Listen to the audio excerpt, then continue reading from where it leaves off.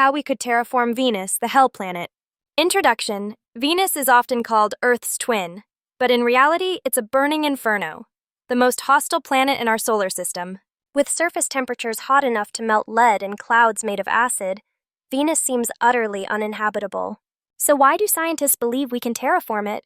In this article, we'll explore how we might transform Venus from a toxic wasteland into a second Earth, and why this idea might not be as crazy as it sounds. Section 1. Why Venus instead of Mars? While Mars has always been the popular target for colonization, Venus offers a surprising set of advantages. It's almost the same size as Earth, meaning gravity would feel normal. Its thick atmosphere could protect against radiation. It's closer to Earth, making travel easier. But all that potential is buried under a blanket of carbon dioxide, extreme heat, and crushing pressure. So what would it take to fix that? Section 2. The challenges of Venus. Before we terraform it, we must understand what we're up against. Temperature? 465 degrees, 869 degrees, hotter than Mercury. Atmosphere? 96% carbon dioxide with sulfuric acid clouds. Pressure 92 times Earth's, enough to crush most machines. Lack of water and oxygen, no magnetic field. Solving these problems would require unprecedented levels of engineering and patience. Section 3. Cooling the planet. To make Venus habitable, we first need to reduce its surface temperature. Giant space mirrors or sunshades at Venus's L1 point could reflect sunlight, gradually cooling the planet. This could take decades to centuries, but it's the first step to making the surface usable. Section 4. Fixing the atmosphere. Once Venus cools, the thick CO2 atmosphere must be transformed. Genetically engineered microbes could convert CO2 into oxygen. Machines or factories might chemically extract CO2 and produce breathable air.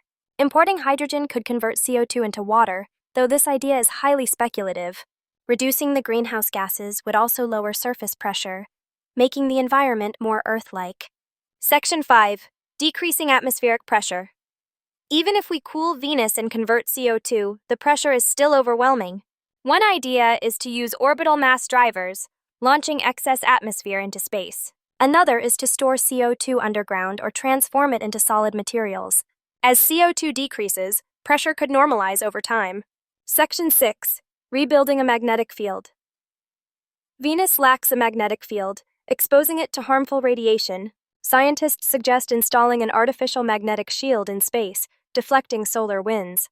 This would allow a stable atmosphere to form and protect future life forms from solar damage. Section 7. Bringing in water. Water is essential for life, and Venus has almost none. Redirecting ice-rich comets or asteroids could deliver water. Alternatively, synthesizing water from hydrogen and CO2 could be a solution. These methods would slowly form lakes, rivers, and eventually oceans. Section 8. Floating cities. A short-term goal. While surface terraforming is a long-term vision, floating cities in Venus's upper atmosphere could be built much sooner. At 50-60 km altitude, temperature and pressure are similar to Earth. NASA's HAVOC concept envisions human habitats that float in these stable layers. These cities could serve as research stations or the first step toward terraforming. Section 9. Is terraforming Venus possible? Terraforming Venus would take centuries, maybe thousands of years. But it isn't impossible, just extremely challenging.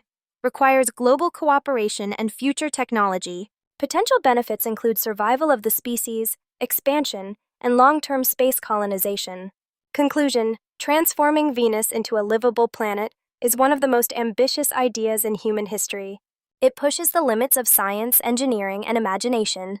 But if we've learned anything from our past, from flight to moon landings, it's that what once seemed impossible can become reality. One day, the hell planet may become a haven, not just in science fiction, but in real life. Like and subscribe.